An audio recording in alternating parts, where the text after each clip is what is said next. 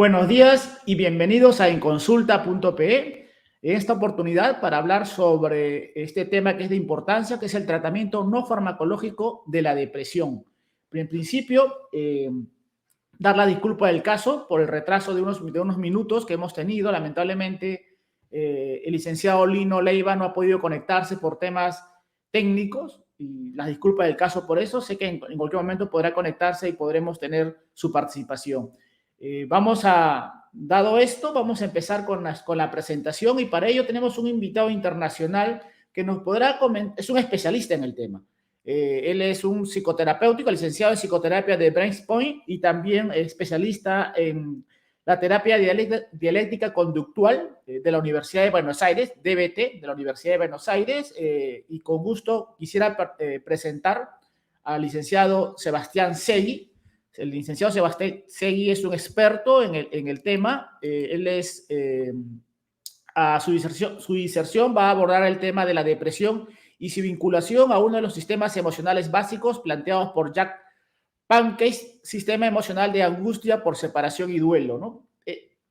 Todos sabemos, hemos pasado la pandemia, ha afectado a nivel global y definitivamente el tema de la salud mental es un tema importante y que tenemos que abordarlo primero desde una terapia no farmacológica, evitar que llegue a un estado grave o moderado donde requiere una terapia farmacológica, pero hay que evitarla y para ello tenemos que conversar con los especialistas para poder manejar esta situación, entender esta situación, comprender esta situación y desarrollarla y afrontarla de la mejor manera, ¿no? Para eso dejamos en el uso de la palabra al licenciado Sebastián Segui de la Universidad de Buenos Aires y un invitado especial desde el vecino país de Argentina.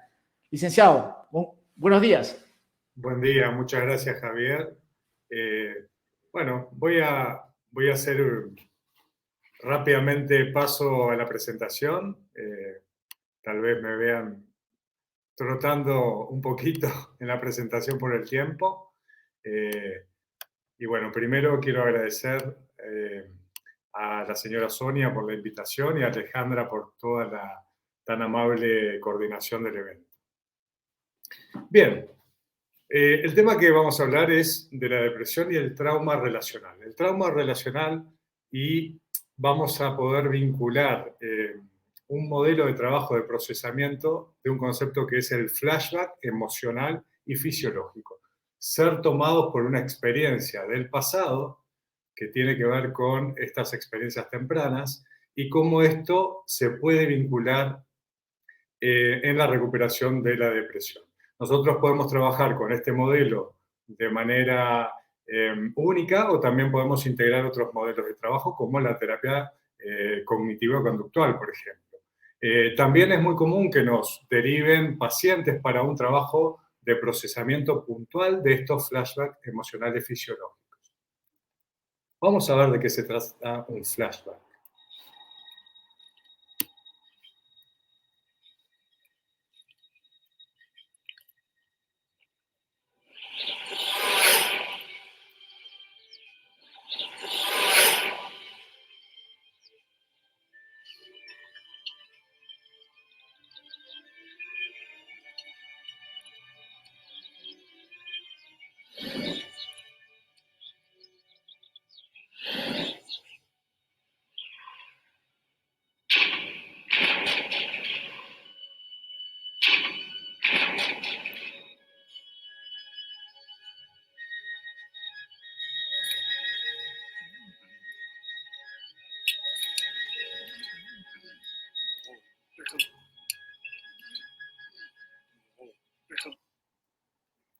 Bien, en el caso de este flashback que estuvimos viendo, era un flashback que tenía un contenido más bien de una experiencia positiva. Muchas veces cuando las personas tenemos experiencias adversas tempranas, se producen disociación incluso de los recursos.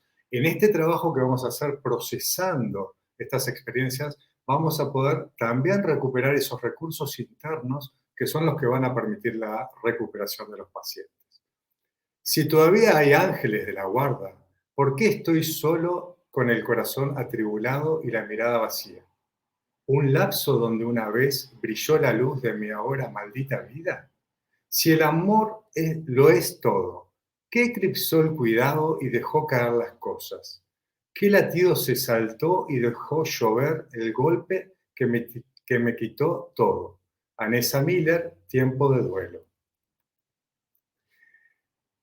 Vamos a presentar un sistema emocional básico descrito por el autor, el neurocientífico Panzer. Este sistema se llama pánico por separación y duelo.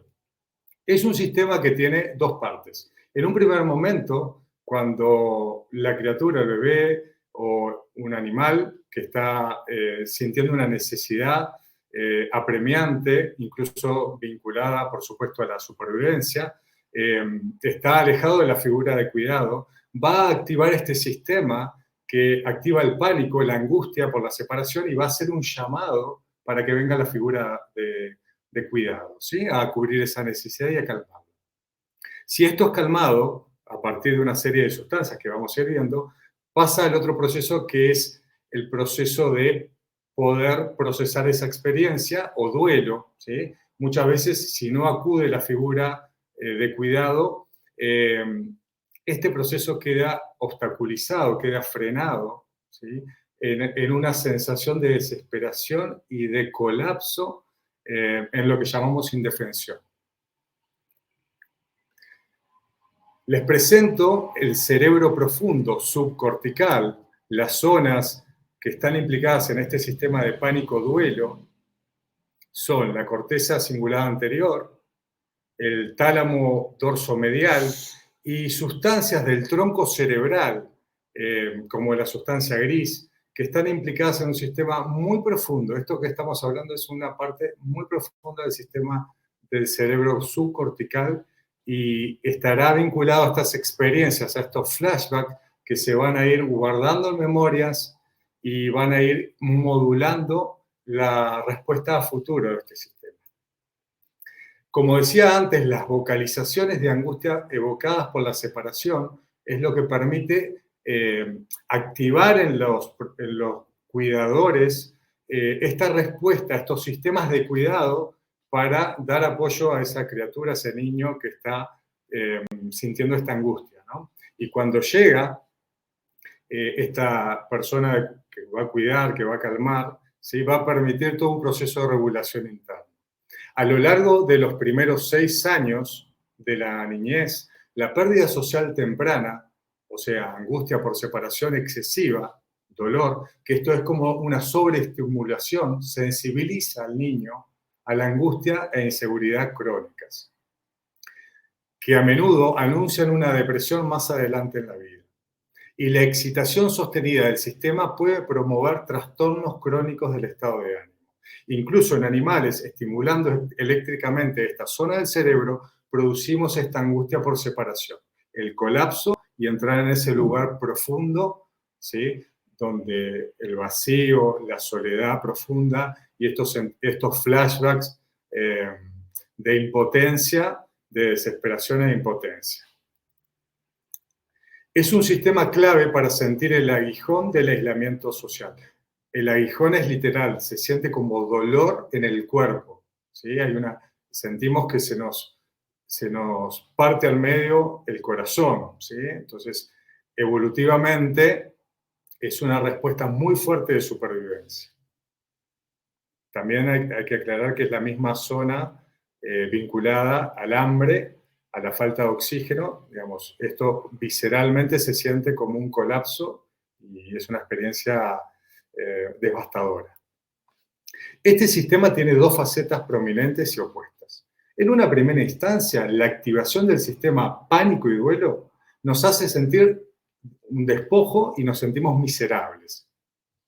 Pero cuando se alivia la angustia, porque viene alguien a rescatarnos emocionalmente y nos sentimos en este apego seguro, sentimos una profunda sensación de comodidad. Y hay mucho del vínculo piel a piel en esto. Y seguridad, por supuesto. Probablemente a través de la liberación de sustancias químicas del sistema de cuidado, como son los opioides endógenos y la oxitocina. Es muy importante, esto lo dejo como para que lo puedan seguir y estudiar. La vinculación entre los opioides y la oxitocina genera un plus en la manera como los opioides nos van a calmar el dolor físico, nos permiten salir de ese estado de angustia y luego también ingresar en los procesos de duelo, porque muchas veces si perdemos a un ser querido o no acuden a nuestro rescate, pero viene otra figura, poder hacer un duelo y soltar, ¿sí? Y transformar esa experiencia va a tener que ver también con este sistema y con la función de los opioides y la oxitocina. Por eso son tan importantes las redes de apoyo y contención. La tristeza humana y la depresión se acompañan de bajos niveles de opioides cerebrales. El aislamiento social promueve una baja en la oxitocina. Esto lo vamos a ver recurrentemente, la baja en los opioides, que son los que calman este dolor visceral, y el aislamiento social, ¿sí? Que va a hacer una baja en la oxitocina y se va reforzando todo este circuito. Y llegamos a este flashback emocional fisiológico que es la desesperación depresiva, ¿sí? Ese lugar profundo de colapso en el cual va a quedar en memorias y se van a reactivar en la vida adulta frente a disparadores, muchas veces disparadores que van a tener una reminiscencia de esas experiencias de desconexión temprana. Por eso muchas veces podemos vincular la depresión a falta de contacto íntimo con otras personas. Bien, este sistema que quedó desregulado, hiperexcitado, con esta baja de opioides y falta de oxitocina, nosotros como psicoterapeutas vamos a ayudar a procesar esas experiencias para empezar a remodular y reorganizar este sistema.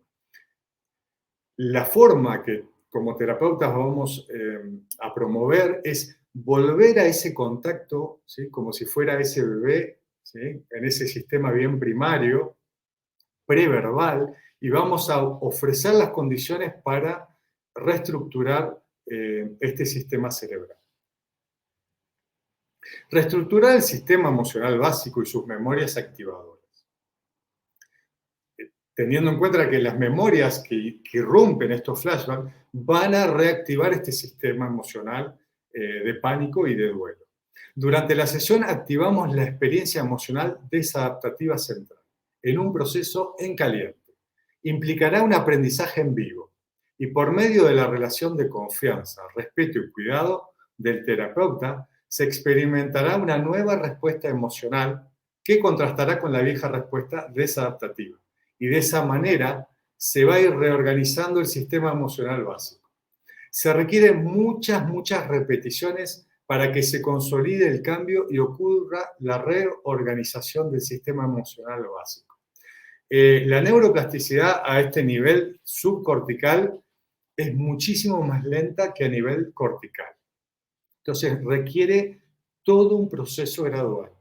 Y esto es bueno que tengamos en mente que hay que ser muy pacientes como terapeutas. ¿Qué es lo que vamos a hacer? Atravesar el dolor emocional y dejarnos acompañar por otro ser humano. Trabajar las creencias negativas, esto es fundamental, sobre el sentir. ¿Sí? No está bien sentir esto, o también creencias de tipo, si lloro no voy a parar nunca de llorar. Hay una serie de creencias que son un primer obstáculo para poder atravesar este dolor emocional. Construir esperanza de salir a flote, tener experiencias de que puedo zambullirme en esta experiencia profunda y salir a flote. Suavizar las defensas que se han formado, como la ansiedad anticipatoria de la angustia, la culpa y la vergüenza, que frenan la posibilidad de contacto y que haya proceso de transformación. Vamos a promover un modelo como el ave fénix, donde la organización surge de la desorganización y la destrucción de lo viejo. Tenemos en mente este paradigma. Nos sumergimos en el sentimiento de devastación, indefensión e impotencia. El trauma original, al ser vivenciado desde un nuevo lugar, con una mirada curiosa en el presente, en un entorno seguro que nos permita experienciar, volver a estar ahí, que uno puede sobrevivir al dolor y confiar en un ser humano nuevamente. Esta experiencia produce un proceso de transformación y nos permite reapropiarnos de la experiencia disociada. Estaba separado. No solamente esta experiencia disruptiva, displacentera, sino también lo que está disociado son los recursos, por supuesto. Y entonces todo esto se empieza a reapropiar y promueve la asimilación y la transformación. Hay una reorganización creativa. Reorganización creativa. Aceptar el dolor fortalece la autoafirmación y la agencia. Permite salir del lugar de víctima. Reapropiación y reasimilación de la experiencia dolorosa. Y se van a movilizar necesidades previamente no satisfechas. Recuerden que este sistema se activó por necesidades no satisfechas, ¿sí? El llamado de la figura de apego para que recurra, ¿sí? Y esas necesidades muchas veces quedan bloqueadas. Cuando no aparece la figura de apego o hay castigo, hay maltrato o indiferencia, desprecio, esto va a activar los sistemas defensivos de vergüenza, culpa, ansiedad. Entonces esas necesidades quedaron inmovilizadas. Volvemos a recuperar todo esto. Se transforman en creencias negativas que están en la corteza cerebral. Se van a ir transformando. El cambio es un proceso muy gradual. Son pequeños ajustes, pequeños contactos. Es dialéctico. Dialéctico, entramos y salimos. Es experiencial, sentido. Y es autoorganizativo. El cambio viene como un cambio cualitativo que emerge de esa experiencia gradual. Es muy importante esto de los pequeños contactos, entrar y salir. Hacer frente a la desesperanza, que esto está muy vinculado a la depresión, la desesperanza básica, en lugar de evitarla. Concepto central, ir hacia ahí. Esto es un cambio paradójico. Aquello que evitamos es el lugar de transformación, el lugar de sanación. Ahora soy yo quien siente esto. Y esto es una parte de mí, no la totalidad. Idea central en este cambio de paradigma. Y lo que vamos a conseguir en nuestro sistema es menos reactividad frente a disparadores de pérdidas actuales. Vamos a ver cómo las pérdidas actuales, vinculares, van a reactivar este sistema que también es vincular. Estar más en el presente y adaptados a nuevos contextos. Mayor neuroplasticidad, se potencian estos procesos de neuroplasticidad profundo, mejor proceso de duelo, se pasa al sistema de pánico y de colapso al sistema de duelo para poder soltar y hacer el procesamiento de estas pérdidas en la vida. Y esto nos da mayor flexibilidad psicológica y, por supuesto, aprendizajes y un nuevo sentido en nuestra vida. ¿Qué van a surgir con este trabajo? Surgen recursos internos, fuerza interior, valor, coraje, compasión, deseo, amor. Son los recursos que queremos contar en nuestro viaje. Conocer lo que uno quiere y necesita, estar en contacto con eso que quedó bloqueado. Ampliar la manera de darnos apoyo, nutrición, autosoporte, autocuidado, autovaloración, relaciones de intimidad significativa. Restablecer el contacto con nosotros y con los otros.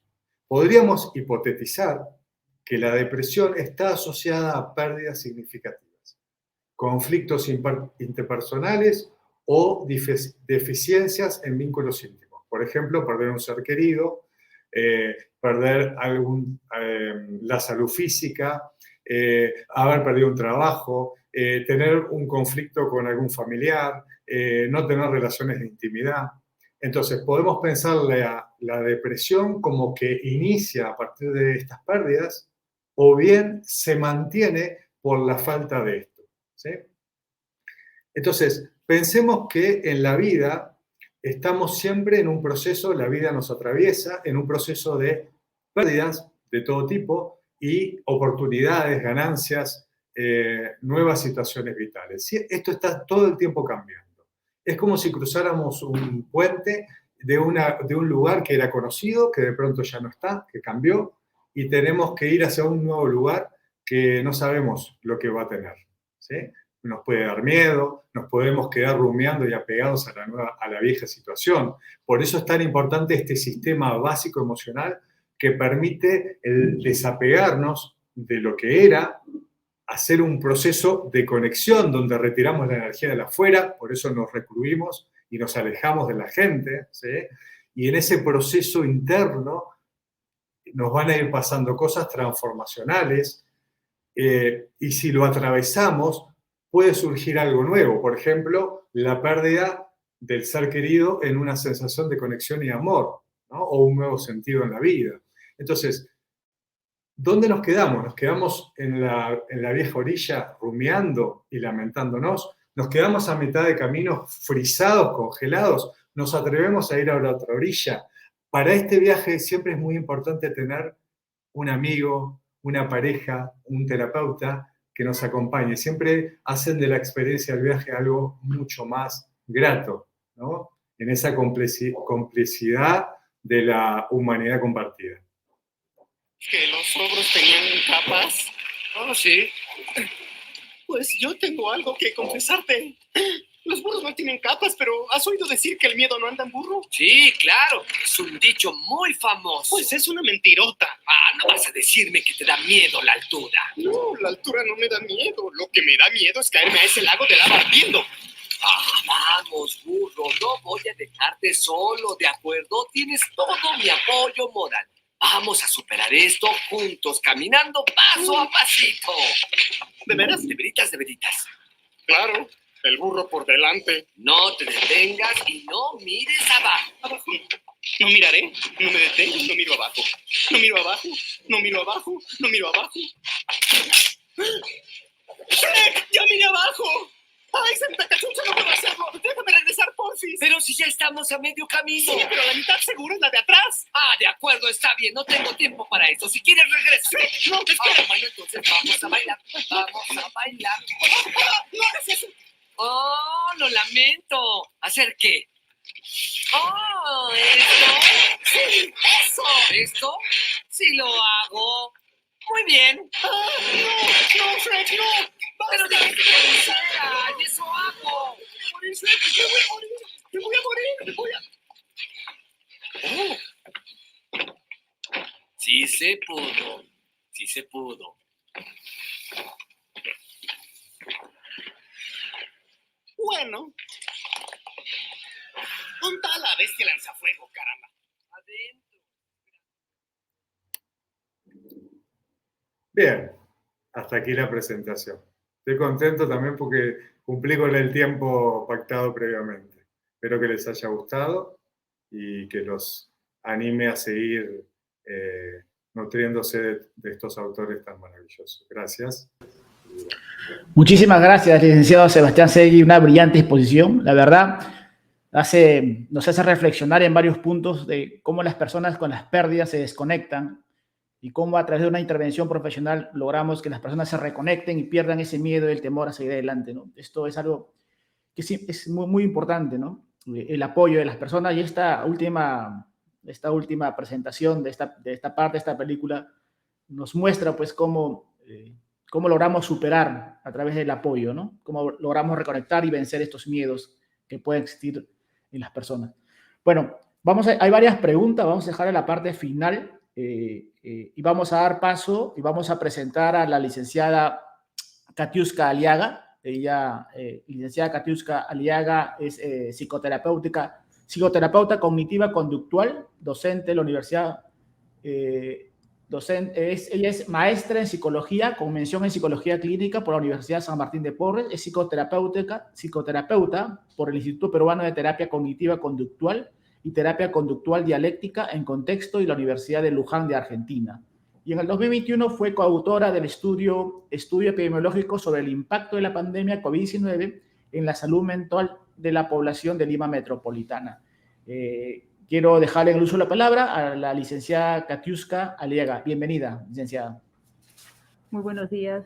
Muchas gracias por la invitación. Un saludo a los organizadores, al doctor Segui y a todos los que nos están escuchando. Voy a compartir mi pantalla, por favor, de un minutito para empezar lo que he preparado. A ver, un momento, por favor.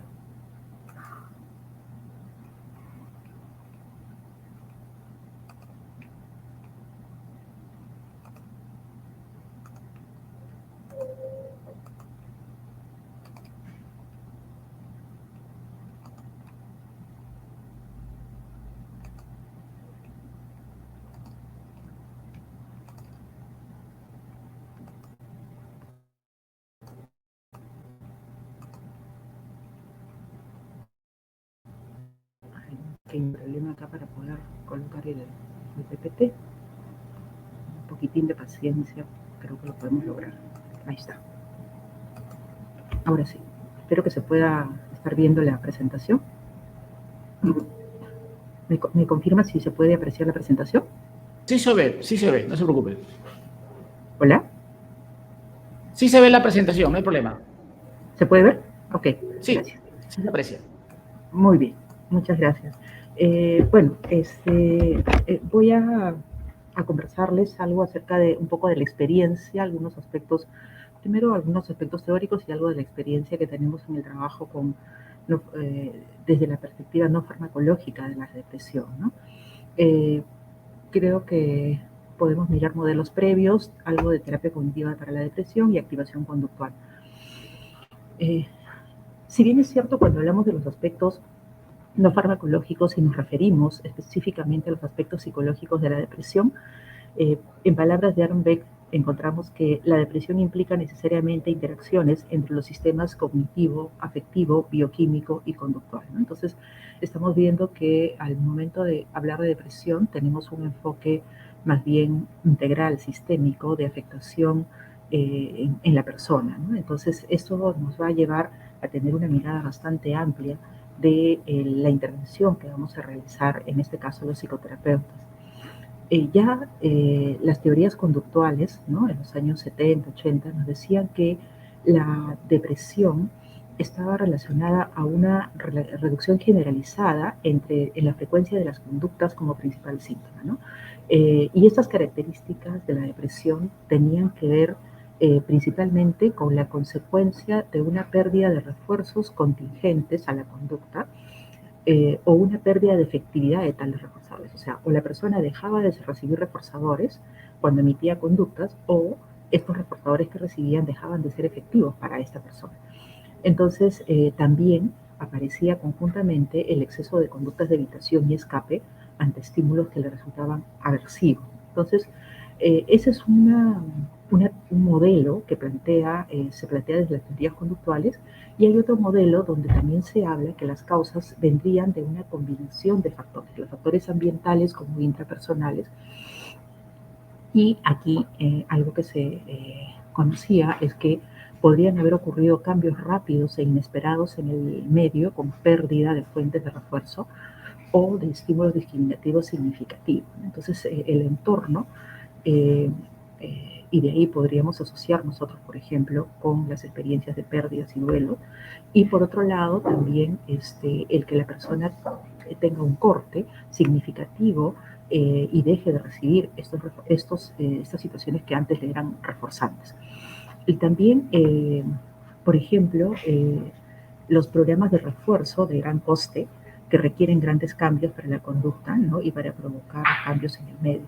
Es así que, por ejemplo, las personas pueden someterse a experiencias que implica, digamos, genera muchas expectativas, pero por recibir el refuerzo puede ser demasiado, a veces tener muchos obstáculos para recibir, ¿no?, el refuerzo.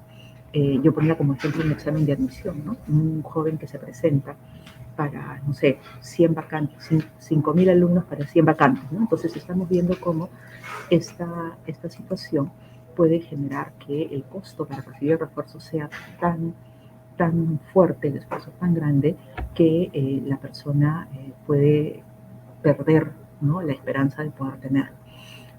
También la imposibilidad de desarrollar repertorios conductuales, ¿no? Entonces, por ejemplo, desde el mismo individuo al recibir una baja tasa de respuestas de reforzadores, o sea, pocos reforzadores, su conducta se va a reducir.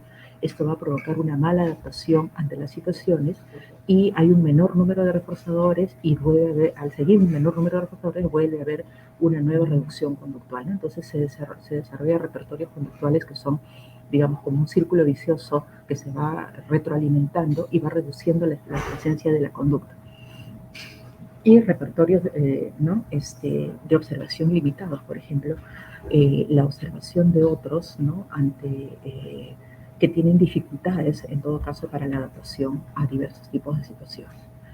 Entonces, ese es el modelo conductual que predominaba y ante este modelo aparecen las teorías cognitivas, ¿no? La famosa teoría del procesamiento de la información, la teoría de Beck, ¿no? Entonces, el modelo de Beck que predominó muchísimo y que hasta ahora es un modelo bastante significativo, el modelo de Beck nos habla de esquemas de presógenos están íntimamente relacionados al desarrollo de una vulnerabilidad cognitiva que lleva a la persona a tener, digamos, a percibir los sucesos como pérdida o como privación. A esto se suman los errores cognitivos que se van a generar, ¿no? Y Beck nos habla de la famosa tríada cognitiva, que tiene que ver con el yo, con el mundo y con el futuro. En ese sentido, los síntomas depresivos estarían pues justamente relacionados a una mirada negativa de sí mismo, del mundo y del futuro, ¿no? Y existirían también otras causas que contribuyen a que esto se agudice y ahí tiene que ver el ambiente, por ejemplo, el entorno, que generarían y fortalecerían y mantendrían la depresión, ¿no? Entonces, en ese sentido, el cambiar, ¿no? La forma de pensar del individuo, la forma de evaluar el mundo, ayudaría mucho a justamente el tratamiento y la salida de este estado, ¿no? Entonces, él habla de estos tres elementos importantes: la organización estructural del pensamiento depresivo, ¿no? Y que la persona se le ayuda a transformar la forma como está procesando la información, a identificar sus distorsiones cognitivas, estos errores sistemáticos que dan validez al pensamiento depresivo, ¿no? Con toda esta mirada negativa del mundo, y en la modificación también de la percepción que tiene de sí mismo, del mundo y acerca de su futuro, ¿no? Entonces, estos tres elementos estarían de manera estructural, digamos, en el cambio del pensamiento depresivo. Hay otras teorías dentro de los modelos, como son las teorías cognitivo-sociales, donde una de las que predomina es la teoría de la desesperanza. Estas teorías tienen que ver cómo los sucesos vitales negativos están asociados también a situaciones donde se acompaña con la indefensión y con estilos depresógenos inferenciales sobre las causas y las consecuencias para uno mismo, ¿no? O sea, nuevamente, acá estamos viendo un aspecto cognitivo, estamos viendo el entorno y estamos viendo las experiencias negativas. Estas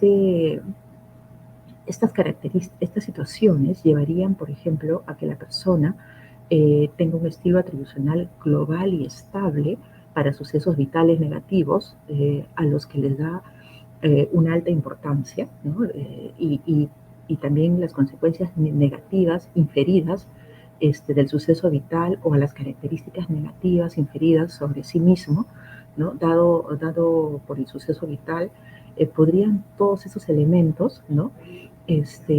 Contribuir a la desesperanza, ¿no? A que esta desesperanza que sea percibida y sentida, sobre todo cuando hay una carencia o una falta de un apoyo social, se agudice y por lo tanto los síntomas de depresión por desesperanza pueden instalarse con mayor facilidad, ¿no? Entonces va a estar acompañado por ejemplo, que la persona no tome decisiones prontamente, que esté acompañado por tristeza, en algunos casos puede estar acompañado por ideación suicida, por una falta de energía, por apatía, por retardo.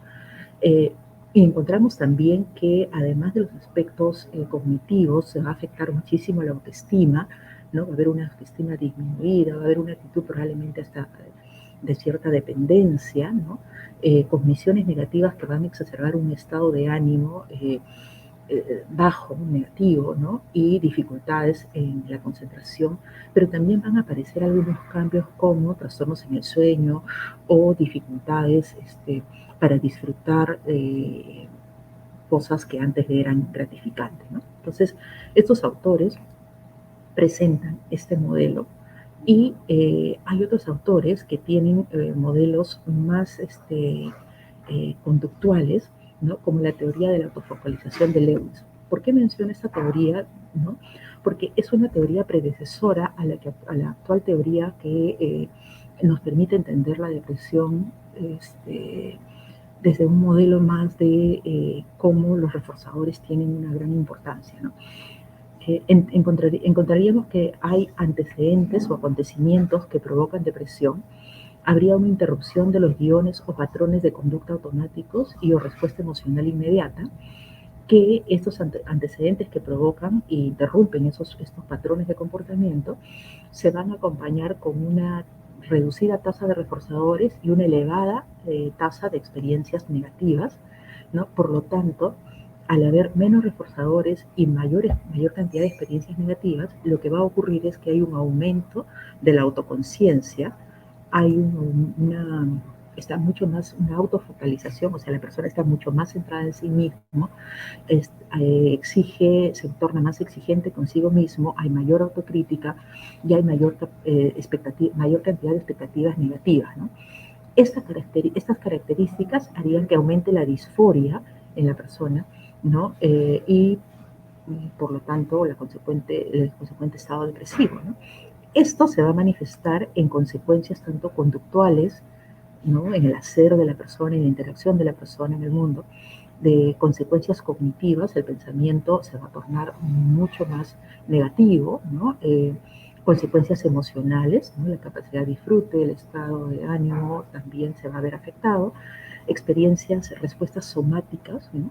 La persona va a tener menos interacciones con el entorno, puede manifestar mayor cansancio, mayor, digamos, aparte del deseo de no hacer nada, es como un malestar permanente, ¿no? Y dificultades en sus relaciones interpersonales, ¿no? Aquí, en esta teoría, se habla de que hay características de predisposición, o sea, esta teoría toma en cuenta los aspectos biológicos y nos habla de vulnerabilidades que pueden estar presentes en la persona, tanto vulnerabilidades biológicas como vulnerabilidades cognitivas, ¿no? Entonces, esta teoría es una teoría que es muy interesante entenderla y estudiarla porque posteriormente las terapias cognitivo-conductives han tenido una evolución, ¿no? Hablamos de las terapias de primera generación donde predominaron las teorías conductuales, como hace un momento les mostraba en las primeras teorías. Luego aparecieron las teorías cognitivas con Ellis y Beck a la cabeza, para posteriormente aparecer las llamadas ahora terapias de tercera generación, ¿no? Dentro de este grupo de terapias hay una que actualmente tiene mucha resonancia en el ambiente clínico y que tiene una efectividad probada, hay evidencia científica de su nivel de efectividad, su bajo costo y la posibilidad de acceso a muchas personas, para muchas personas. Es la terapia de activación conductual, ¿no? Que es un nuevo tratamiento estructurado, muy estructurado, ¿no? Parsimonioso en su aplicación, sigue una estructura, una lógica, una secuencia, ¿no? Teóricamente fundamentado y establecido como terapia, ¿no? De fuerte apoyo empírico para el tratamiento de la depresión, y que ha demostrado también su potencial para el tratamiento de otros trastornos. Este modelo ha sido presentado por muchos terapeutas y está siendo asumido, ¿no? Dentro del modelo dentro del mismo modelo de las terapias cognitivo-comportamentales, está siendo asumido por muchos terapeutas, ¿no? Es también un tratamiento autónomo y esto es lo interesante de ese tipo de terapia, pero también es una parte importante de las terapias comportamentales, ¿no? ¿Cómo surge un poco esta terapia? Porque en la evolución del pensamiento, ¿no? Del análisis del pensamiento científico, comienza a verse y a cuestionarse la terapia cognitiva de Beck, ¿no? Entonces, se cuestiona y se dice que la inclusión de estrategias puramente cognitivas no suponían una mejora significativa en los casos en los que ya había incorporado componentes conductuales. Y es interesante ver esto porque más adelante veremos cómo no hablamos de un solo tipo de depresión, ¿no? Hablamos de diferentes formas de cómo la depresión se puede manifestar en diferentes contextos y acompañando a diferentes otras problemáticas, ¿no? Entonces, desarrollar una terapia que se conformase exclusivamente de técnicas conductuales resultaría más eficaz que una puramente cognitiva, es lo que ellos plantean. O sea, de algún modo, las terapias de tercera generación también son una vuelta a retomar justamente los postulados iniciales de las terapias de primera generación, ¿no? Entonces, dentro de esos cuestionamientos, por ejemplo, los autores señalan que la activación conductual no parte de un modelo psicopatológico. Lo que busca es despatologizar y, en este caso, desmedicalizar los estados de ánimo bajos, ¿ya? Esta es la propuesta que hace activación conductual, ¿no? Y dice que la depresión no es un estado morboso intrínseco en la persona, o sea, un modelo de defecto. Por el contrario, es una respuesta normal, esperable ante determinados contextos, y que se va afianzando con las mismas respuestas o reacciones del individuo a ese entorno. Entonces, este modelo toma muy en cuenta el contexto y la interacción de la persona con ese contexto, ¿no? Y por lo tanto, se aliviaría la depresión cuando se cambian las circunstancias de vida de las personas. Entonces, es un tratamiento, como les decía, breve y estructurado, y su objetivo principal es la activación de las personas que se suman a este tratamiento, que reciben este tratamiento, la activación de modos específicos que aumentarían las experiencias gratificantes en su vida. Entonces, hay que aumentar la presencia de experiencias gratificantes. Todas las técnicas de activación conductual son utilizadas al servicio del objetivo fundamental, que es aumentar la activación y el compromiso en el mundo del individuo. La activación conductual se centra también en las conductas de huida, de evitación, ¿no? Que tiene algunas premisas que ahora las vamos a ver, y las sesiones de activación conductual están definitivamente orientadas a la acción y a la solución de los problemas. La mayoría del trabajo terapéutico tiene fuera del lugar de consultorio, ¿no es cierto? Porque lo que se hace es que la persona se active, se ponga en acción, y eso tiene que hacerlo en el contexto de la vida diaria, de su día a día, de su cotidiano. Entonces, la activación conductual está altamente individualizada, porque claro, las conductas pasivas, activas, los pensamientos rutinarios son únicos a la persona que lo presenta, y algo que también va a ser importante es que vamos a presentar que los reforzadores tienden a ser únicos para cada persona, ¿no? O sea, de repente hay personas que, por ejemplo, les encanta el chocolate, pero hay otras personas que, no sé, les da una alergia terrible y se convierte en algo totalmente aversivo. Hay personas a las que no les gusta el dulce, hay personas que aman el dulce, ¿no? Entonces, cada reforzador termina siendo muy específico para cada persona, y así como es altamente individualizado, también es altamente promueve la autonomía, ¿no? Luego, hay algunos principios fundamentales de la activación conductual, ¿no? Bajo los cuales se desarrolla el modelo terapéutico. Primero, que la clave para cambiar cómo se sienten las personas consiste en ayudarlas a cambiar lo que hacen. Esa es una primera premisa, ¿no? Lo segundo es que los cambios en la vida pueden llevar a la depresión, y las estrategias de adaptación a corto plazo pueden bloquear con el tiempo a las personas. Las pistas para entender lo que será antidepresivo para un cliente concreto residen en lo que antecede, ¿no?, a la conducta y en lo que sigue a la conducta, ¿no? Esto es básicamente una premisa ligada al análisis funcional, ¿no? Luego, estructurar y programar actividades que siguen un plan, no un estado anímico. O sea, se hacen en función de un plan, de un hacer, de un actuar, no si se siente de buen ánimo hoy día o mañana se siente de bajo ánimo, pasado moderado, no. El estado anímico no se subyuga al hacer, ¿no? Entonces, El cambio será más fácil cuando se comienza por algo pequeño, ¿no? Con pequeñas cosas que puedan ser gratificantes para las personas y progresivamente ayudarlas a recuperar esa desesperanza en la que de repente se encuentran por no recibir los reforzadores, o hacer que los reforzadores se vuelvan a repotenciar y vuelvan a ser significativos para la persona. Hacer hincapié en actividades que sean reforzadoras por naturaleza, ¿no? Hay reforzadores primarios y secundarios, ¿no? Entonces, aquellos que son reforzadores per se para la persona son los que hay que identificar y hay que promover, iniciar con este tipo de reforzadores. En este caso, el terapeuta actúa, acá le llaman más como un entrenador, como un facilitador, como alguien que acompaña a la persona, ¿no? Y la ayuda en la consecución de su objetivo, ¿no?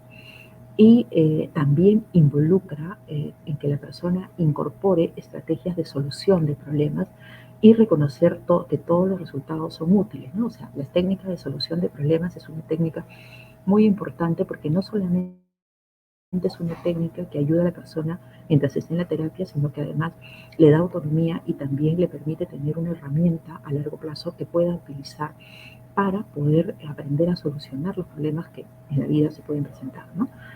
El otro principio dice es no lo digas, hazlo, ¿no? O sea, hay acciones, ¿no?, muy declarativas, digamos, hay procesos terapéuticos en donde mucho más es el cuestionar, el declarar, el hablar de lo que se podría, lo que se debería, lo que se tendría que hacer, pero no se corrobora la ejecución propiamente dicha de la acción, o sea, no se lleva a la acción. Esta terapia lleva a la acción y lleva a que la persona actúe, ¿no? Entonces, en ese sentido, también ayuda a la persona a que no tenga conductas de evitación o escape, ¿no?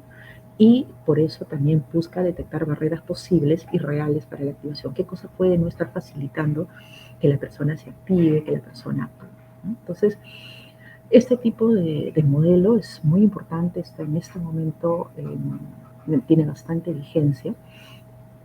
Y ¿quiénes pueden recibir terapia, ¿no? Entonces, podemos ver que existen muchas formas de manifestaciones de la depresión, pero algunos pacientes que están, digamos, que sean candidatos para recibir ese tipo de tratamientos, ¿no? Tanto ya sea de tipo cognitivo o de corte mucho más conductual, son pacientes, por ejemplo, con depresión atípica, ¿no? Adolescentes con síntomas leves de depresión mayor, mujeres con depresión postparto, no psicótica, para los hijos de los padres con la enfermedad, ¿no? En este caso la terapia debe involucrar a toda la familia. Hay estudios que nos dicen que la terapia cognitiva parece ser tan beneficiosa como los antidepresivos para la mayoría de pacientes, por ejemplo, con distimia. En depresión bipolar, la intervención de primera elección es psicofarmacológica, ¿no? No podemos ahí negar la experiencia o, digamos, el contenido biológico prioritario que tienen ese tipo de situaciones, ¿no? Entonces, ¿quiénes más? Pacientes, por ejemplo, con depresiones producto o consecuencia de situaciones experiencias situacionales, ¿no? que los llevan a estos estados también, ¿no? Son pacientes que pueden recibir terapia para la depresión, ¿no? Que son desde el punto de vista psicoterapéutico y que es muy necesario porque les ayuda a elaborar, a procesar lo que ha sucedido, ¿no? Y a encontrarle un sentido e incorporarlo a la trama de su vida, ¿no? Personas que también que han tenido situaciones, digamos, adversas, críticas, ¿no? Y que cursan junto con otras problemáticas como estados depresivos, puede ayudarle también, ¿no? El tratamiento a seguir se determina según la gravedad de los síntomas, ¿ya? Entonces, en los casos leves se recomienda psicoterapia como primera opción, mientras que en los estados moderados a graves el uso de fármacos o de terapia combinada, o sea, medicación y psicoterapia, es la indicación, ¿no? Tenemos que ver que, si bien es cierto, esta ponencia trata de los tratamientos no farmacológicos, no es una negación de los fármacos, ¿no? Es una indicación de que tenemos que hacer un trabajo interdisciplinario y que en este caso estamos realizando el abordaje psicoterapéutico, como, digamos, para analizarlo, para ver sus, digamos, sus bondades, y en qué casos, por ejemplo, puede ser la primera opción, más no la negación de la experiencia de tratamiento combinado, ¿no?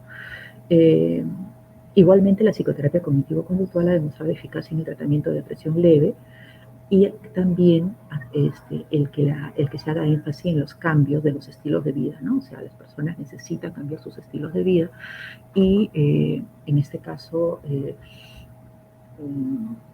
hacer que las personas actúen aun cuando no haya ganas de hacerlo es una forma de empoderar, digamos, a la persona, de dar herramientas para que fortalezca su, digamos, su mejoría, ¿no? Bueno, algunas conclusiones. El espectro bipolar tiene una mejor respuesta a los tratamientos biológicos y solo después la psicoterapia.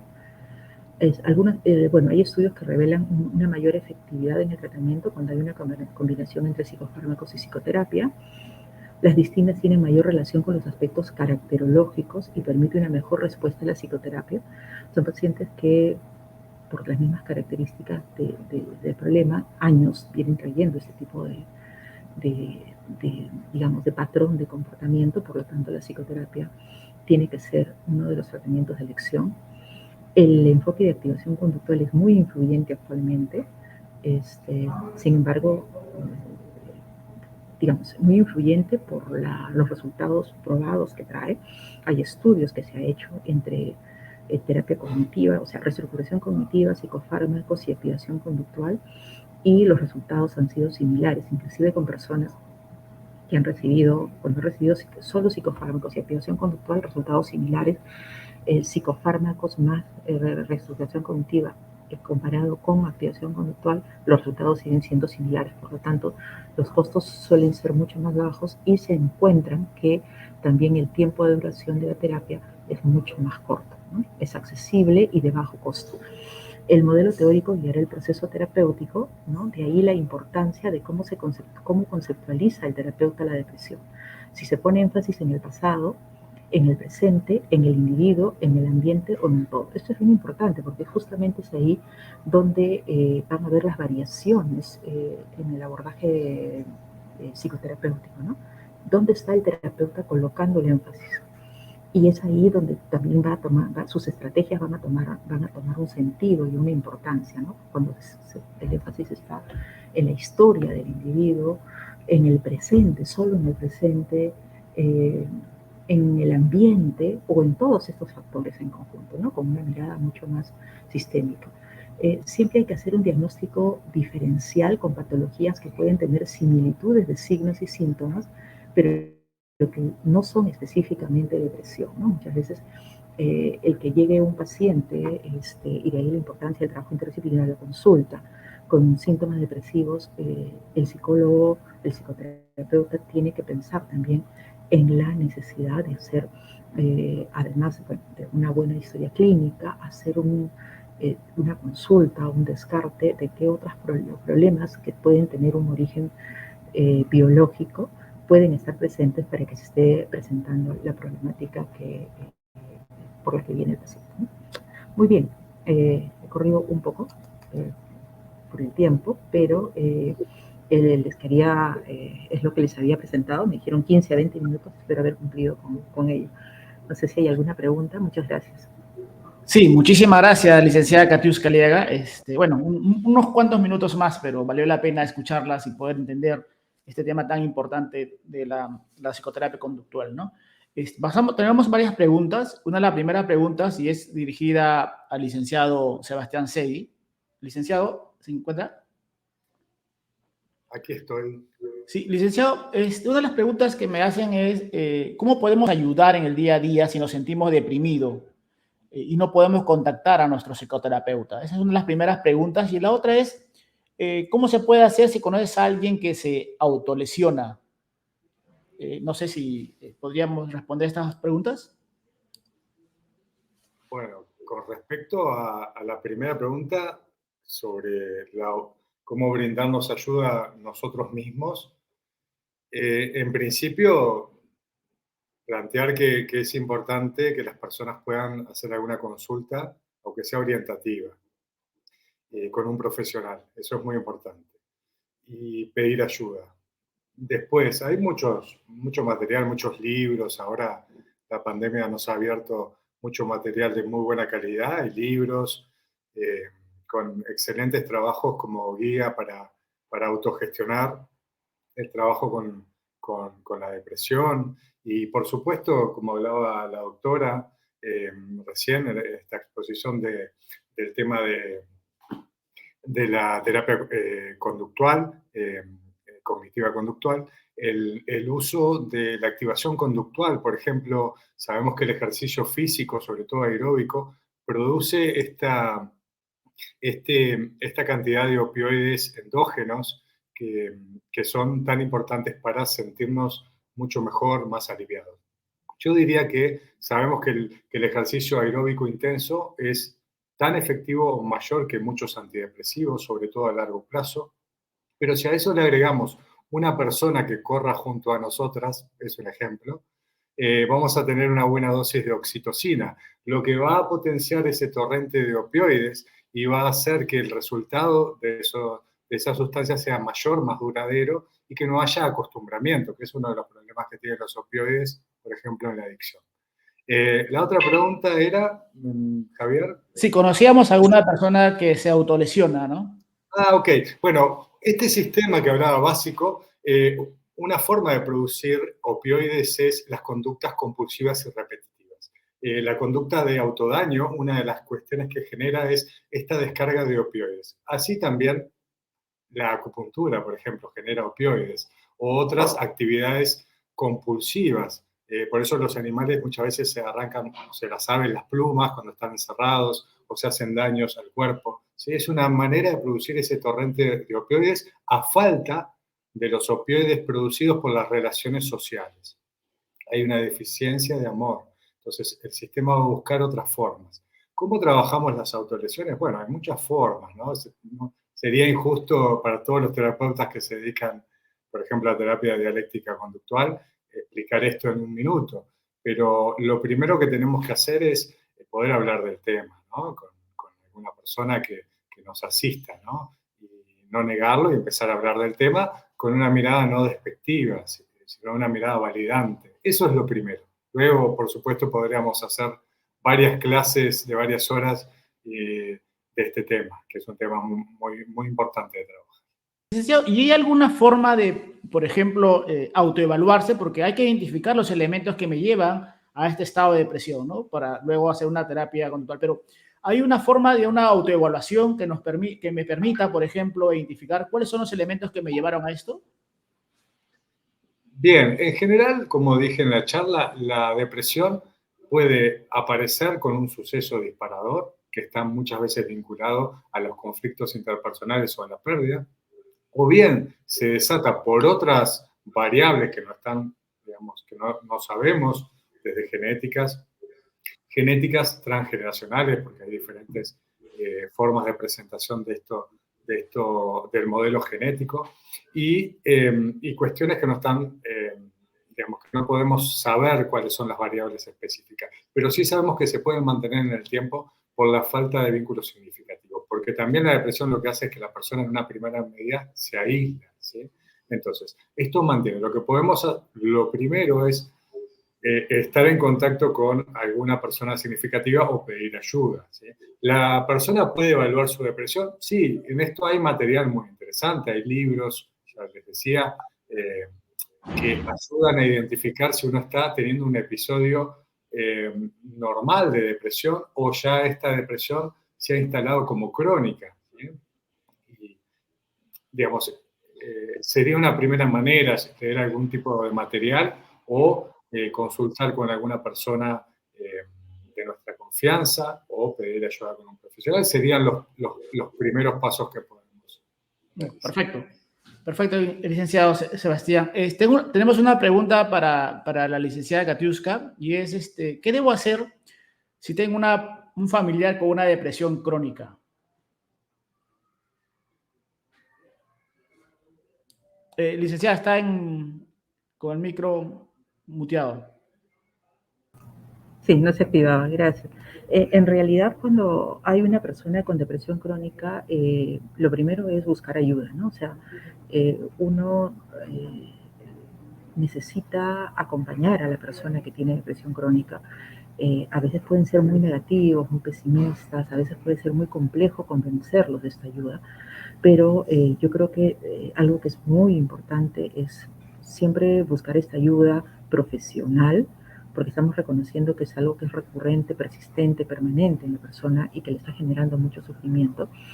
Y por otro lado, yo creo que algo que es importante es evitar la crítica, ¿no? O sea, es validar la respuesta de la persona, es validar la experiencia emocional de la persona, es comprenderla de una manera cálida y darle soporte dentro del domicilio. A veces las familias, por ejemplo, pueden estar como agotadas y sin embargo necesita el familiar seguir recibiendo ayuda. Por otro lado, también habíamos mencionado que hay casos en que los hijos o los familiares directos que cuidan a la persona con depresión de repente también van a necesitar psicoterapia, ¿no? Para que las ayude a comprender a su familiar y para ayudarlas a ellas mismas a comprender justamente qué es lo que les está, digamos, las emociones, la experiencia afectiva que produce tener un familiar depresivo, ¿no? Y dentro de ello, no solo el cuidar al otro, sino también el mirarse a sí mismo, ¿no? Siendo un familiar, cuánto yo también puedo estar en esta misma situación que mi familiar o cuánto riesgo yo puedo tener ante esta situación, ¿no? Entonces, aparecen una serie de ideas o prejuicios o simplemente digamos, fantasías, curiosidades que pueda tener la persona o necesitar, en todo caso, conocer a la persona para ayudar mejor a su familiar. ¿Estas terapias las pueden encontrar en el sistema de salud? Sí, sí, sí, en el sistema de salud, en algunos, a ver, entiendo que, por ejemplo, los centros de salud mental comunitaria ya son espacios donde se están brindando este tipo de intervenciones, ¿no? Otro espacio son, bueno, los institutos, los hospitales que tienen servicios de salud mental, donde deben haber equipos integrados, ¿no? De psicólogos, de psiquiatras, de enfermeras de salud mental, de trabajadores sociales, que puedan brindar este apoyo.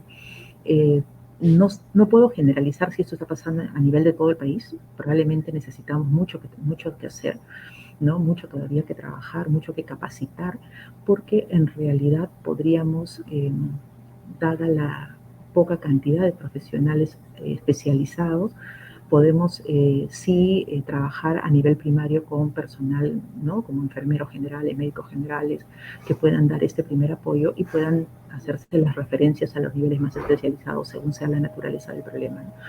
También hay instituciones privadas que brindan apoyo en proyección social para llegar, ¿no? a la mayoría de personas que puedan tener estas necesidades. Y por otro lado, bueno, aquel que pueda acceder a un servicio privado también puede encontrar estos espacios, ¿no? Perfecto. Ahora, eso es importante porque también pronto se está realizando en el Perú un taller para identificar las brechas en el tema de abordar el problema de la salud mental y justo parte por identificar y ver cómo se está manejando esto en los centros de salud comunitarios. Pero usted y el licenciado Sebastián hablaban de que necesitamos buscar apoyo profesional, ¿no? Y es una pregunta para ambos en el sentido de que hay un estudio que se llama el estudio Héroes, ¿no? Y el estudio Héroes fue realizado por la Universidad de Columbia con apoyo de la Universidad de Chile y con apoyo de la OPS, y donde hace una encuesta a los profesionales de la salud en la pandemia, ¿no? Todos los profesionales de salud que estuvieron en los hospitales atendiendo la pandemia hacen una encuesta y concluyen que entre el 14 y 22% de los profesionales de salud tuvieron episodios de depresión y entre un 5 y 15% tuvieron pensamientos suicidas. Los profesionales de salud expuestos a este escenario de tristeza, de dolor que tuvieron que afrontar el día a día. ¿Cómo el profesional de salud que llegó a este estado debería manejar o debería manejarse, o cómo el Estado debería manejar esta situación que se refleja en los profesionales de salud? Licenciada Katiuska o licenciado Bastián. A ver, ¿empezaríamos, licenciada Katiuska? Ok, gracias. Mire, yo creo que el autocuidado de los profesionales es sumamente importante, ¿no? El tema de la presencia de estados depresivos, de ansiedad, de ideación suicida, de consumo de alcohol o drogas, inclusive puede darse dentro de los profesionales de la salud, ¿no? No es solo a partir de la pandemia. Yo creo que la pandemia ha exacerbado, ¿no? y se ha podido identificar esta problemática por también los altos niveles de estrés que han vivido, pero desde antes conocemos nosotros que se presentaban estos problemas, ¿no? Inclusive desde estudiantes. Hay estudios en estudiantes de diversas especialidades, inclusive estudiantes de medicina, que se encuentran tasas de depresión altas, de depresión, de ansiedad, ¿no? Entonces, creo que algo que se tiene que trabajar muchísimo es desde el pregrado. Por ejemplo, enseñar a los estudiantes de ciencias de la salud en general y de psicología estrategias de autocuidado, que tiene toda una, digamos, es una serie de componentes inmersos, ¿no? Y mucho más en un contexto tan atípico como ha sido la pandemia, se requieren hacer programas que ayuden a los profesionales sobre todo los que han estado en primera línea, digamos, ¿no? A procesar estos eventos traumáticos, ¿no? Ya se habla de la posibilidad no solo de depresión, sino también se habla de posibilidad, ¿no? Hay estudios que demuestran cómo el ver, ¿no? Que el sufrimiento de una persona, las formas como una persona puede morir, la impotencia de no poder hacer algo, son elementos que van a dejar una huella en las personas. Los profesionales tenemos las estrategias técnicas para desarrollar tratamientos, para cuidar la vida, ¿no? Y en ese sentido también se han enfrentado al no poder hacer muchas cosas para ayudar a alguien, pero no necesariamente, no solo por no tener conocimiento, sino por un sistema que no les permitía ejercer y poner, ¿no? sus conocimientos en práctica. Y por otro lado, ver también cómo morían muchos de sus colegas, sus compañeros que trabajaban el día a día y ellos enfrentados a esta situación. Entonces, es mucho más compleja la situación y aparte de estar en una situación de crisis y de desconocimiento con un escenario altamente cambiante. Entonces, sí se tienen que hacer no solamente, digamos, programas de tratamiento, sino tienen que haber políticas de intervención para los trabajadores, para el cuidado de la salud de los trabajadores en estos momentos, ¿no? Es un problema que todavía no ha terminado, en realidad. Sí, sí, pasamos con el licenciado Sebastián, pero en este estudio también hablaba, bueno, el porcentaje de depresión de los profesionales de salud era 14-21% y solo un tercio recibió ayuda, ¿no? Y esto fue una encuesta realizada en varios países de América Latina. Solo un tercio recibió una ayuda sobre su estado, ¿no? Los demás no lo recibieron. ¿Cómo afrontar esta situación sobre los profesionales de salud que son la primera arma que ha estado presente para atender todo el dolor alrededor de la pandemia, ¿no? Licenciado. Bien, yo creo que hay dos formas, dos grandes maneras de abordar el tema. Una es la manera comunitaria, que sería realmente ideal, y a veces es difícil porque hay cuestiones políticas que creo que no viene al caso hablarlas en este momento, pero que están imbrincadas en lo institucional, ¿no? Pero una manera sería lo comunitario como forma de sanación, ¿no? Así como estaban los rituales, las culturas ancestrales, esto se ha ido perdiendo, y el lazo social en lo institucional también. Cuando esto no está, una manera que también puede ser útil es que cada profesional busque ayuda, ¿sí? Idealmente sería bueno que el Estado brindara tanto los espacios comunitarios o diera el espacio para, ¿sí? Porque siempre lo autogestivo, creo que en este caso, cuando está cuidado por el Estado y es autogestivo a la vez, creo que es muy interesante.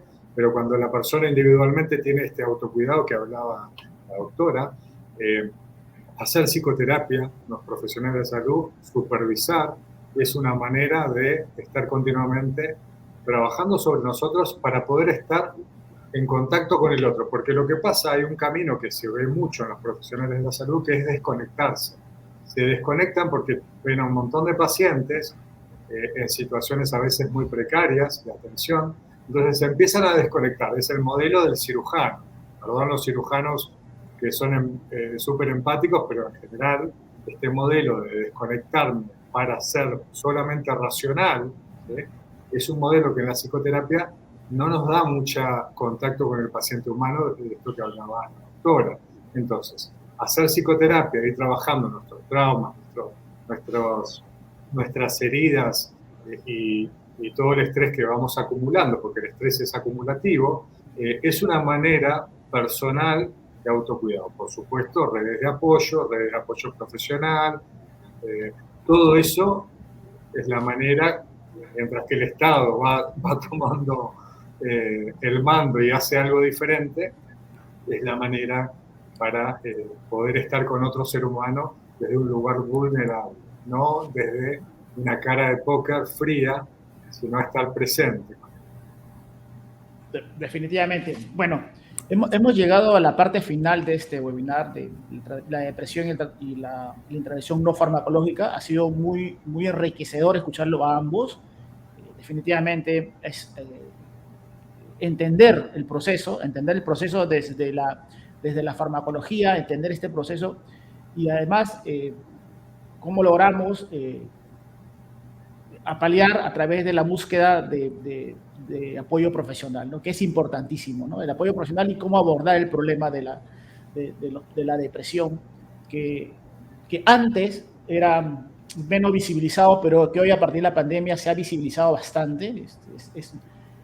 Y más que visibilizado, se ha roto algunos estigmas y es más fácil que las personas muestren su estado de depresión, ¿no? Y entonces ahí es donde la participación en la intervención profesional y a través del sistema de salud, de las estrategias que tenga, se tengan que abordar para evitar que lleguemos a estados que no tengamos que lamentar, ¿no? Porque cuando la depresión no se maneja adecuadamente puede llegarme hasta el suicidio y eso es algo que no tenemos que llegar.